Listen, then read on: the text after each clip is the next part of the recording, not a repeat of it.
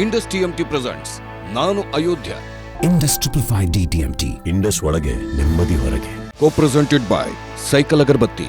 Cycle 3-in-1 Agarbatti for health, wealth and happiness. Co-powered by Starlight. Fall in love with your home.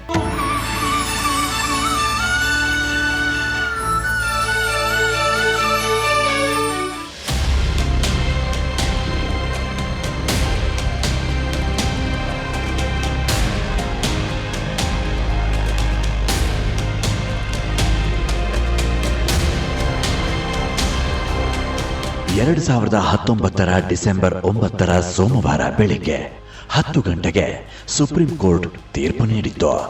ರಾಮನ ಜಾಗ ರಾಮನಿಗೆ ಸೇರಬೇಕೆಂಬ ಮಹಾನ್ ತೀರ್ಪು ಭಾರತದ ಕಾನೂನು ವ್ಯವಸ್ಥೆಯ ಇತಿಹಾಸದಲ್ಲೇ ಅತ್ಯಂತ ಅಪರೂಪವಾದ ಮಹಾನ್ ತೀರ್ಪು ಬಂದಿತ್ತು.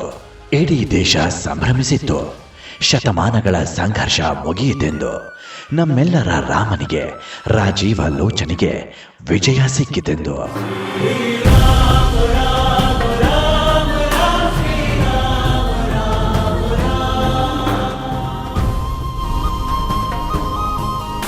ಆ ತೀರ್ಪು ಬಂದ 2ನೇ ದಿನ ಸೋಮವಾರ ಕೋರ್ಟ್ನಲ್ಲಿ ರಾಮ ಭಗವಾನನ ಪರ ವಾದ ಮಾಡಿದ್ದ ಕೆ ಪರಾಶರನ್ ಅವರ ಮನೆಯಲ್ಲಿ ಒಂದು ವಿಚಿತ್ರ ಘಟನೆ ನಡೆಯಿತು.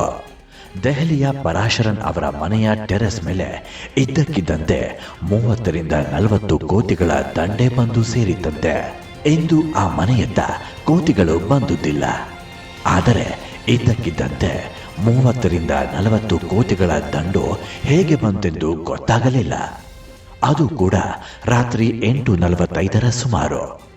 ಕೆ ಪರಾಶರನ್ ನೋಡುತ್ತಾರೆ, ಆ ಕೋತಿಗಳೆಲ್ಲ ಕುಣಿಯುತ್ತಿದ್ದವು, ಆಟವಾಡುತ್ತಿದ್ದವು, ಹಾರುತ್ತಿದ್ದವು, ಸುತ್ತಲಿದ್ದ ವಸ್ತುಗಳನ್ನು ಆಟಿಕೆಯಂತೆ ಎಸೆಯುತ್ತಾ ಆಡುತ್ತಿದ್ದವು. ಮನೆ ಪಕ್ಕದಲ್ಲಿದ್ದ ನುಗ್ಗೆ ಮರದ ಕಾಂಡಗಳೆಲ್ಲವನ್ನು ಕಿತ್ತೊಗೆದು ಆಡಿದವು. ಪರಮ ರಾಮ ಬಂಟರ ಅಪ್ರತಿಮ ವಾದ ವೈಖರಿಗೆ, ರಾಮನನ್ನು ಗೆಲ್ಲಿಸಿಕೊಟ್ಟ ಮಹಾನ್ ಕಾರ್ಯಕ್ಕೆ ವಾನರ ಸೇನೆ ಹೀಗೆ ಮನೆಯವರೆಗೆ ಬಂದು ಮಹಿಮೆ ತೋರಿಸಿತು. ಭಾರತದ ಸಾಲಿಸಿಟರ್ ಜನರಲ್ ಆಗಿದ್ದ ಇಂದಿರಾ ಗಾಂಧಿಯಿಂದ ಹಿಡಿದು ನರೇಂದ್ರ ಮೋದಿಯವರೆಗೆ ಹಲವು ಪ್ರಧಾನಿಗಳ ಜೊತೆ ದೇಶದ ಅತ್ಯುನ್ನತ ಹುದ್ದೆಯನ್ನು ನಿಭಾಯಿಸಿದ ಕೆ ಪರಾಶರನ್ ಆ ಕ್ಷಣ ಭಾವಪರವಶರಾಗಿದ್ರು.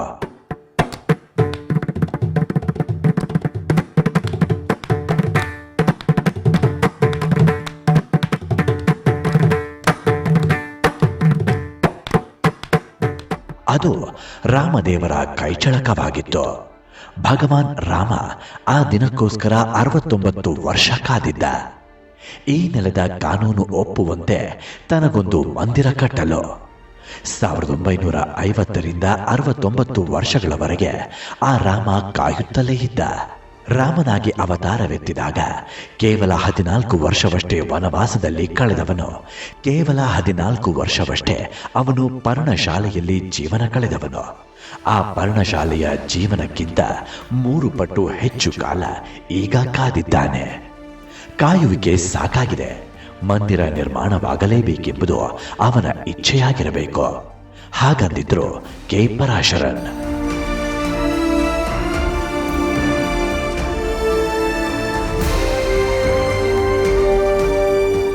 Judgment was delivered on Saturday. On Monday night 8:45 at Delhi, in the residence in which I am, our second floor is open terrace, about 30 or 40 monkeys came. Can't imagine so many monkeys, and that too night at 8:45. Therefore, and they were playing, mirth, jumping, kicking. The next house construction is going on. They won't kick the tin which is covered throughout to avoid any pollution. There is a drumstick tree in the service lane. They broke almost all the branches of the tree. It is almost a tree now standing with only 1 or 2 branches. The hand of God has played. Lord Ram has taken care of it. 69 years he waited for it. From 1950, for 69 years he had waited for it. When he came as avatar, only 14 years of Vanamasa, and in Parnasala life, 14 years. He lived in a Parnasala. Now, it is 20 years after the demolition, 29th year. Twice that time he has been in Parnasala. He had waited enough. His patience gave way. He said, enough is enough, the temple shall come.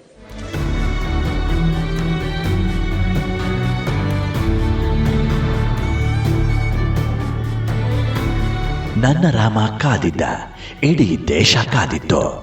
1000 ವರ್ಷಗಳಿಂದ ಅಜೇಯವಾಗಿ ನಿಂತ ಅಯೋಧ್ಯೆ ಎಂಬ ಅಯೋಧ್ಯೆಯೇ ಕಾದಿತ್ತು. ಎಲ್ಲೆಡೆಯೂ ರಾಮನಿದ್ದ. ಇನ್ನೊಂದೆಡೆ 100 ವರ್ಷಗಳಿಂದ ಉತ್ಖನನಗಳು ನಡೆದರೂ ಅಯೋಧ್ಯೆಯ ಕಣ ಕಣದಲ್ಲಿ ರಾಮನೇ ಕಾಣಿಸಿದ್ದ.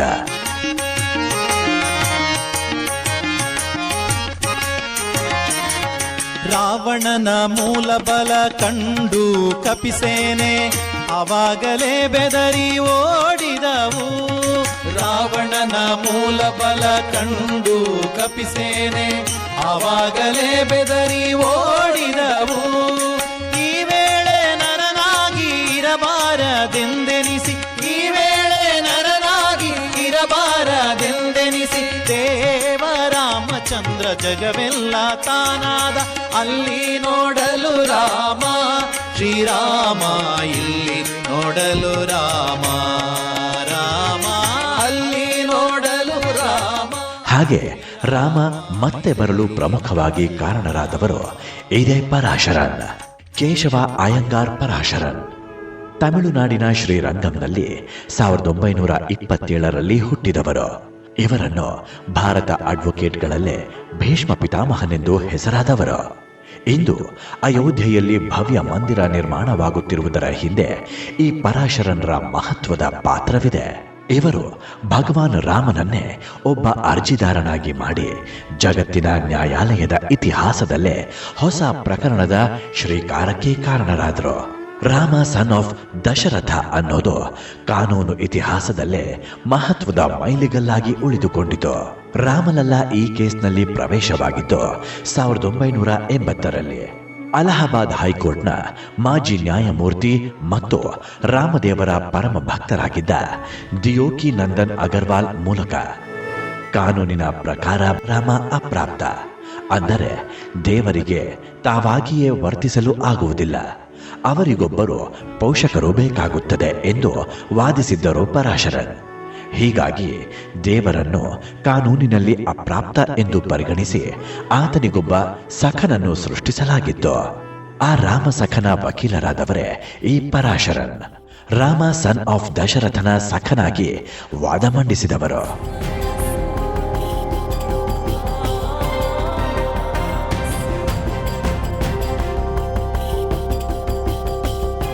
ಪರಾಶರ ಅಂದರೆ ಮುರಹರ, ಕೆಟ್ಟದ್ದನ್ನು ಸಂಹರಿಸುವವನು ಎಂದು ಅರ್ಥ. ಒಳಿತಿಗೆ ಆದರ್ಶಕ್ಕೆ ಮೇರು ಪ್ರತಿಮೆಯಾದ ಮರ್ಯಾದಾ ಪುರುಷೋತ್ತಮನ ಪರ ವಾದ ಮಂಡಿಸಲು ಈ ಪರಾಶರನ್ ಬಿಟ್ಟರೆ ಬೇರಾರಿದ್ದಾರೆ? நான் ஒரு ஆஸ்திகன், அதாவது believer. I am not a நான் பிலீவர். இப்போது ஃபார்மசிக்கு போகிறோம், ஒரு மாத்திரை வாங்குகிறோம், date of manufacture, date of எக்ஸ்பைரின்னு போட்டுருவோம். இறைவன் அதை போல் முத்திரை போட்டுருவான் தலையில், date of birth, date of எக்ஸ்பைரின்னு போட்டுருவோம். இது ரெண்டும் நம்ம நிர்ணயம் பண்ணுறதில்ல, அவன் நிர்ணயம் பண்ணுறான். ರಾಮ ಸನ್ ಆಫ್ ದಶರಥ ಅಂತ ದೇವರ ಪರವೇ ವಾದ ಮಂಡಿಸುವಂತಹ ಹೊಸ ಪರಿಕಲ್ಪನೆಯನ್ನು ಹುಟ್ಟು ಹಾಕಿದ್ದೆ ಈ ಪರಾಶರನ್. ಭಾರತದ ಕಾನೂನು ಶಾಸ್ತ್ರದ ಎಲ್ಲ ಸೆಕ್ಷನ್ಗಳನ್ನು ಜಾಲಾಡಿರುವ ಪರಾಶರನ್ರದ್ದೇ ಕೂಸಿದು ಮತ್ತು ಅವರು ಇದನ್ನು ಸಮರ್ಥವಾಗಿ ನಿರ್ವಹಿಸಿ ಯಶಸ್ವಿಯಾದರೂ ಕೂಡ. ಹಾಗಾಗಿಯೇ ರಾಮಬಂಡ ವಾನರ ಸೇನೆ ತೀರ್ಪು ಬಂದ ಮರುದಿನವೇ ಪರಾಶರನ್ರ ಮನೆಯ ಮಹಡಿ ಮೇಲೆ ಹುಚ್ಚೆದ್ದು ಕುಣಿದದ್ದು.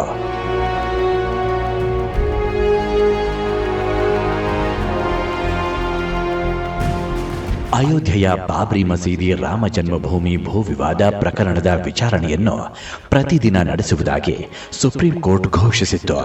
5 ನ್ಯಾಯಮೂರ್ತಿಗಳ ಸಾಂವಿಧಾನಿಕ ಪೀಠದಲ್ಲಿ 40 ದಿನಗಳ ಕಾಲ ಪ್ರತಿದಿನ ಸುದೀರ್ಘ ವಿಚಾರಣೆ ನಡೆಯಿತು. ಆ ವಿಚಾರಣೆಯ ಮೊದಲ ದಿನವೇ 92 ವರ್ಷದ ಪರಾಶರನ್ ತಮ್ಮ ಪರಾಕ್ರಮ ತೋರಿಸಿದ್ದರು. ಮುಸ್ಲಿಮರು ಎಲ್ಲಿ ಬೇಕಾದರೂ ಪ್ರಾರ್ಥನೆ ಸಲ್ಲಿಸಬಹುದು. ಅಯೋಧ್ಯೆಯಲ್ಲೇ 55 ರಿಂದ 60 ಮಸೀದಿಗಳಿವೆ. ಆದರೆ ಹಿಂದೂಗಳಿಗೆ ರಾಮನ ಜನ್ಮಭೂಮಿ ಇರುವುದು ಇದೊಂದೇ, ಅದನ್ನು ಬದಲಿಸಲಾಗದು ಎಂದು ಅವರು ಬಲವಾಗಿ ಪ್ರತಿಪಾದಿಸಿದ್ದರು.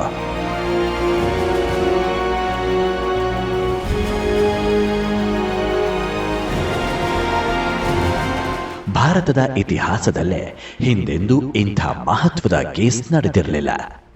ಸ್ವತಃ ಶ್ರೀರಾಮಚಂದ್ರನೇ ಕಕ್ಷಿದಾರನಾಗಿ ರಾಮಜನ್ಮ ಭೂಮಿ ಟೈಟಲ್ ಕೇಸ್ ಗೆದ್ದುಕೊಂಡ ಚಾರಿತ್ರಿಕ ಪ್ರಕರಣವಿದು. ಭಗವಂತನ ಪರ ನಿಂತು ವಾದಿಸಿ ಇತಿಹಾಸ ಸೃಷ್ಟಿಸಿದ್ದರು ವಯೋವೃದ್ಧ ಜ್ಞಾನವೃದ್ಧ ಪರಾಶರನ್.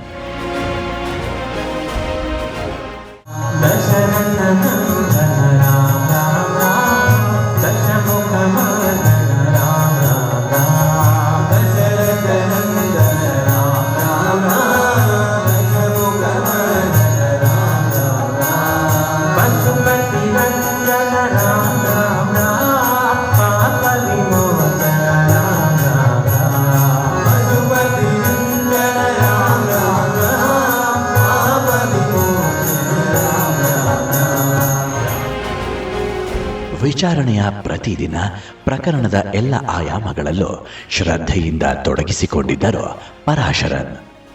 ಕೋರ್ಟ್ ಕಲಾಪದ ಆದಿಯಿಂದ ಅಂತ್ಯದ ತನಕ ಹಾಜರಿರುತ್ತಿದ್ದರು. ಪ್ರತಿದಿನ ಬೆಳಿಗ್ಗೆ 10:30ಕ್ಕೆ ಕೋರ್ಟ್ ಕಲಾಪ ಆರಂಭವಾಗಿ ಸಂಜೆ 4 ಅಥವಾ 5ಕ್ಕೆ ಮುಕ್ತಾಯವಾಗುತ್ತಿತ್ತು. 6 ವಕೀಲರ ತಂಡ ಅವರ ಸಹಾಯಕ್ಕಿತ್ತು. ಪರಾಶರನ್ ಅವರ ನೆನಪಿನ ಶಕ್ತಿ, ಕಾನೂನು ತಿಳುವಳಿಕೆ, ಶಿಸ್ತುಬದ್ಧ ದಿನಚರಿ ಅವರೆಲ್ಲರನ್ನೂ ವಿಸ್ಮಯಗೊಳಿಸಿತ್ತು. ತೀವ್ರ ವಿಚಾರಣೆಯುದ್ದಕ್ಕೂ ಎಲ್ಲೂ ಒಂದು ಕ್ಷಣವೂ ಅವರು ತಾಳ್ಮೆಯನ್ನು ಕಳೆದುಕೊಂಡಿರಲಿಲ್ಲ.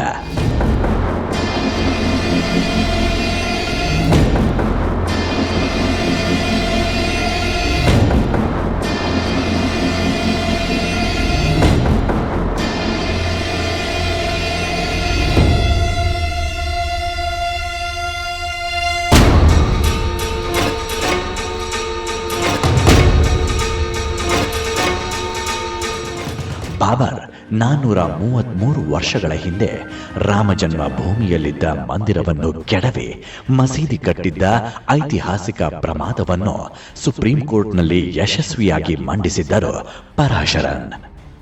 ಈ ಪ್ರಮಾದವನ್ನು ಸರಿಪಡಿಸಬೇಕು. ಜನ್ಮಭೂಮಿಯಲ್ಲಿರುವ ಮಂದಿರವನ್ನು ಸ್ಥಳಾಂತರಿಸಲು ಸಾಧ್ಯವೇ ಇಲ್ಲ. ಅದು ರಾಮ ಜನ್ಮಭೂಮಿಯಲ್ಲೇ ಇರಬೇಕು ಎಂದು ವಾದಿಸಿದ್ದರು.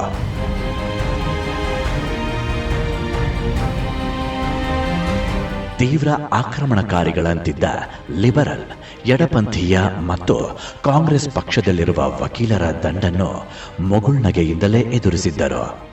ಅಂತಿಮವಾದ ಮಂಡನೆಯ 40 ದಿನಗಳಂತೂ ಕಲಾಪದ ಕ್ಲೈಮ್ಯಾಕ್ಸ್ ತೀವ್ರತೆಯಿಂದ ಕೂಡಿತ್ತು. ಬರೋಬ್ಬರಿ 60 ವರ್ಷಗಳ ಅಗಾಧವಾದ ಕಾನೂನು ಪರಿಜ್ಞಾನ, ಧರ್ಮಶಾಸ್ತ್ರಗಳ ಅಧ್ಯಯನ ಹಾಗೂ ತೀಕ್ಷ್ಣ ಬುದ್ಧಿವಂತಿಕೆಯಿಂದ ಹಲವಾರು ಮಹತ್ವದ ವಾದಗಳನ್ನು ಸುಪ್ರೀಂ ಕೋರ್ಟಿನಲ್ಲಿ ಮಂಡಿಸಿದ್ದರು ಪರಾಶರನ್. ಸುಪ್ರೀಂ ಕೋರ್ಟ್ನಲ್ಲಿ ಸ್ವತಃ ರಾಮಲಲ್ಲಾನನ್ನೇ ಕಕ್ಷಿದಾರನನ್ನಾಗಿಸಿದ್ದರು ಪರಾಶರನ್. ಎಂಥ ಅಭೇದ್ಯ ಚಾಣಕ್ಯತೆ ಪರಾಶರನ್ ರವರದ್ದು!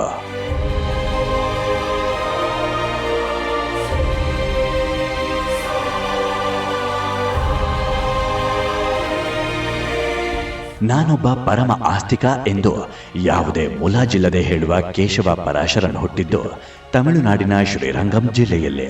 ಭೂಲೋಕದ ವೈಕುಂಠವೆಂದೇ ಖ್ಯಾತವಾದ ಶ್ರೀರಂಗಂನ ಪಾರ್ಥ ಸಾರಥಿಯ ದೇವಾಲಯದ ರಥಬೀದಿಯಲ್ಲಿ ಬಾಲ್ಯ ಕಳೆದವರು. ಶಾಲೆಗೆ ಹೋಗುವಾಗಲೆಲ್ಲ ಪಾರ್ಥ ಸಾರಥಿ ದೇಗುಲದ ಎದುರು ಬಂದರೆ ನಮಸ್ಕರಿಸಿಯೇ ಹೋಗುತ್ತಿದ್ರು. ಹಾಗಿದ್ದ ಮೇಲೆ ಕೇಳಬೇಕೆ ಪರಾಶರರ ಬದುಕಿನ ಪರಾಕ್ರಮವನ್ನು. ಶ್ರೀ ವೈಷ್ಣವ ಸಂಪ್ರದಾಯಸ್ಥ ಮನೆತನದಲ್ಲಿ ಹುಟ್ಟಿದರು ಪರಾಶರನ್. ಗುರು ವಶಿಷ್ಠರ ಶಿಷ್ಯ ಪರಂಪರೆಯಲ್ಲಿ ಬರುವಂತಹ ಹೆಸರು ಅದು. ತಮಿಳುನಾಡಿನ ಶ್ರೀರಂಗಂ ಜಿಲ್ಲೆಯಲ್ಲಿ 1927 ಅಕ್ಟೋಬರ್ 9 ಜನಿಸಿದರು. ತಂದೆ ಕೇಶವ ಅಯ್ಯಂಗಾರ್ ಪ್ರಸಿದ್ಧ ವಕೀಲರಾಗಿದ್ದರು. ತಾಯಿ Ranganayaki. For any tree to grow under a banyan tree, but Shri Parasaran flowered and prospers to grow under the tutelage of his father and become another banyan tree. ಸೆಂಗಾಲಿಪುರಂ Brahmashri Anantharama ದೀಕ್ಷಿತರಿಂದ ಪುಟ್ಟ ವಯಸ್ಸಿನಲ್ಲೇ ರಾಮಾಯಣದ ಪಾಠ ಹೇಳಿಸಿಕೊಂಡಿದ್ರು. ಅಲ್ಲಿಂದ ಪ್ರತಿದಿನ ರಾಮಾಯಣದ ಶ್ಲೋಕ ಓದುವುದು ಪರಾಶರನರ ನಿತ್ಯದ ಪರಿಪಾಠವಾಯಿತು. ಅಂದಿನಿಂದ ಅವರು ಬದುಕಿನಲ್ಲಿ ಹಿಂದೆ ತಿರುಗಿ ನೋಡಿದವರೇ ಅಲ್ಲ. 56, 57, 58 கொஞ்சம் கஷ்டப்பட்ட காலம். அப்போ இந்த ராமாயணம் படிக்க ஆரம்பித்தேன். இதை படிக்க ஆரம்பித்த அப்புறம் கொஞ்சம் கொஞ்சமாக கஷ்டங்கள் விலக ஆரம்பிச்சது. I never looked back in life.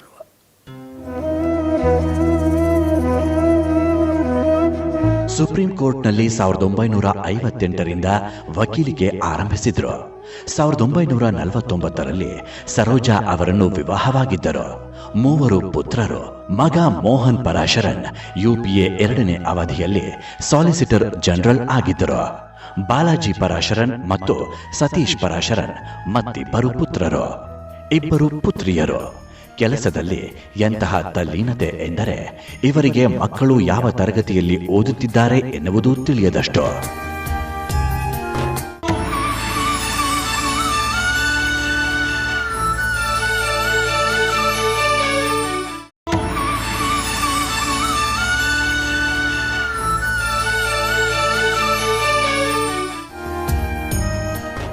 ಅಯೋಧ್ಯೆಯ ರಾಮನ ಕೆಲಸಕ್ಕಾಗಿ ಭೂಲೋಕದ ವೈಕುಂಠವೆಂಬ ಖ್ಯಾತಿವೆತ್ತ ಶ್ರೀರಂಗದಲ್ಲಿ ಹೀಗೊಬ್ಬ ಮೇರು ವ್ಯಕ್ತಿ ಹುಟ್ಟಿದ್ರು.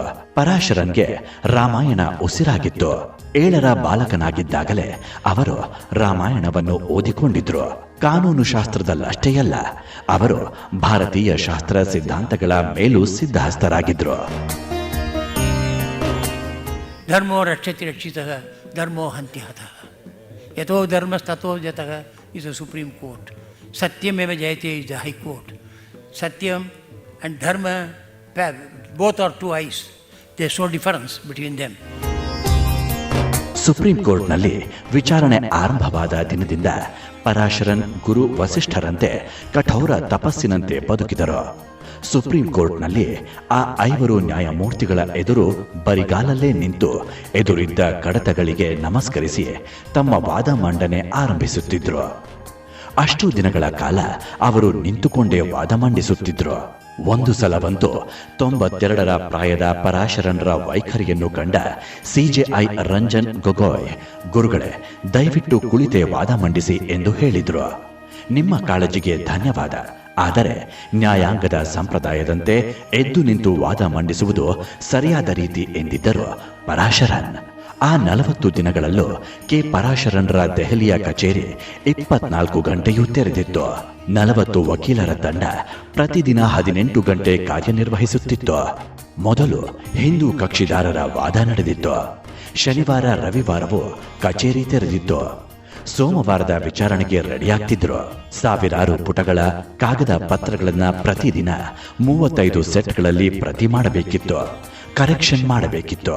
ಪರಾಶರನ್ ಅವರ ಜೊತೆಗೆ ವೈದ್ಯನಾಥನ್, ನರಸಿಂಹ, ರಂಜಿತ್ ಕುಮಾರ್, ಶ್ರೀಧರ್ ಪೋತರಾಜುರಂತಹ ಪ್ರಸಿದ್ಧ ವಕೀಲರ ದಂಡೆ ಇತ್ತು. ಪರಾಶರನ್ ರಾತ್ರಿ 11 ಗಂಟೆಯವರೆಗೆ ಬ್ರೀಫ್ ಮಾಡುತ್ತಿದ್ರು. ಬೆಳಗ್ಗೆ 4 ಗಂಟೆಗೆ ಎದ್ದು ಮತ್ತೆ ಕಚೇರಿಗೆ ಬರುತ್ತಿದ್ರು. ಆ 2 ತಿಂಗಳಲ್ಲಿ ಅವರು ಕೇವಲ 5 ಗಂಟೆಯಷ್ಟೇ ನಿದ್ದೆ ಮಾಡುತ್ತಿದ್ರು.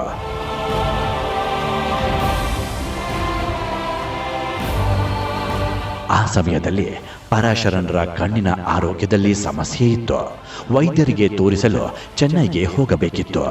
ಆದರೆ ಕೇವಲ ದೂರವಾಣಿಯಲ್ಲೇ ಸಂಪರ್ಕಿಸಿ ಔಷಧ ಪಡೆದು ತಮ್ಮ ಕೆಲಸ ನಿರ್ವಹಿಸಿದ್ರು.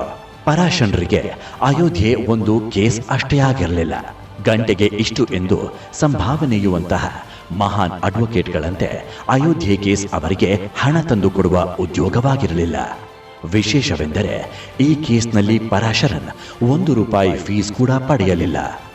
ಅಯೋಧ್ಯೆ ಕೇಸ್ ಅವರಿಗೆ ನಂಬಿಕೆಯ ವಿಷಯವಾಗಿತ್ತು. ಈ ಕೇಸ್ನಲ್ಲಿ ಫ್ಯಾಕ್ಟ್ಗಳು ತುಂಬಾ ಇದ್ದವು, ಆದರೆ ಅಷ್ಟೇ ಕಾನೂನಿನ ವಿಚಾರವೂ ಇತ್ತು. ಕೋಡ್ ಆಫ್ ಸಿವಿಲ್ ಪ್ರೊಸೀಜರ್ನ ಒಂದು ಸಂಪೂರ್ಣ ಥೀಸಿಸ್ ಇದಾಗಿತ್ತು. ಈ ಪ್ರಕರಣಕ್ಕೆ ಅನ್ವಯವಾಗದು ಎನ್ನುವಂತಹ ಯಾವುದೇ ಪ್ರಾವಿಷನ್ ಇಲ್ಲಿರಲಿಲ್ಲ. ಸಂವಿಧಾನದ ಹಲವಾರು ಪ್ರಾವಿಷನ್ಗಳು ಎವಿಡೆನ್ಸ್ ಆಕ್ಟ್ ಸೇರಿದಂತೆ ಎಲ್ಲ ಆಕ್ಟ್ಗಳಿಗೆ ಸಂಬಂಧಿತ ವಿಚಾರವಾಗಿತ್ತು Ayodhya case.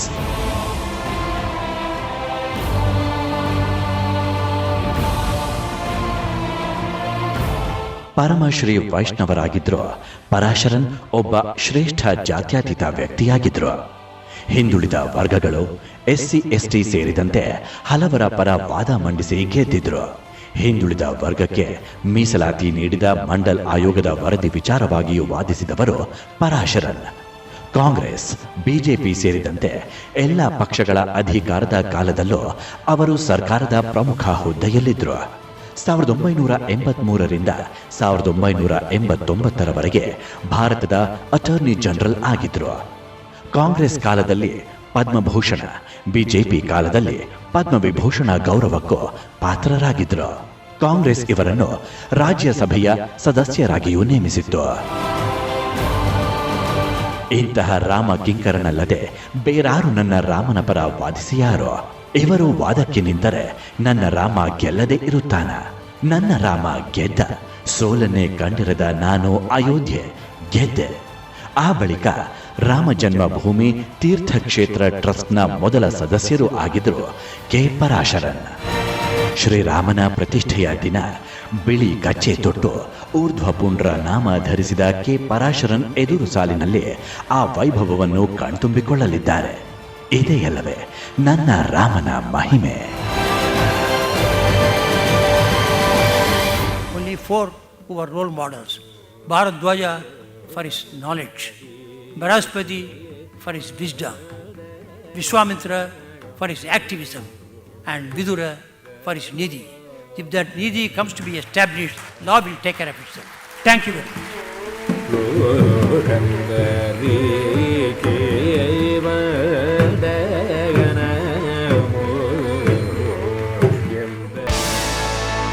Indus TMT presents ನಾನು ಅಯೋಧ್ಯ. Indus 555 DTMT. ಇಂಡಸ್ ಒಳಗೆ ನೆಮ್ಮದಿ ಹೊರಗೆ. Co-presented by Cycle Agarbatti. Cycle 3-in-1 Agarbatti for health, wealth and happiness. Co-powered by Starlight. Fall in love with your home.